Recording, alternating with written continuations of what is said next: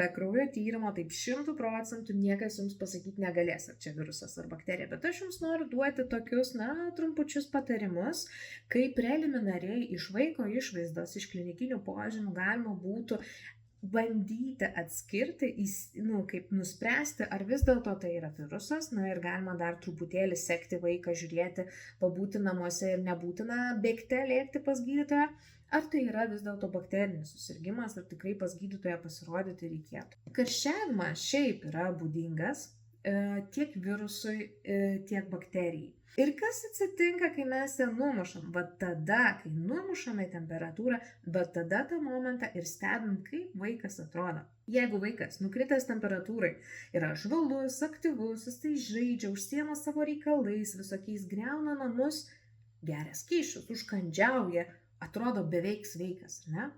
Nėra intoksikacijos požymių. Tada mums didesnė tikimybė vis dėlto, kad mes turime čia šitoje vietoje virusą, ne? Ir galima galbūt šiek tiek ilgėliau luktelti, nebėgti iš karto, neskubėti pas gydytoją, o pastebėti vaiką, girdyti, apkabinti, prisiglausti ir pabūti šalia, kartu, pažaisti, pasižiūrėti, kaip jisai jaučiasi.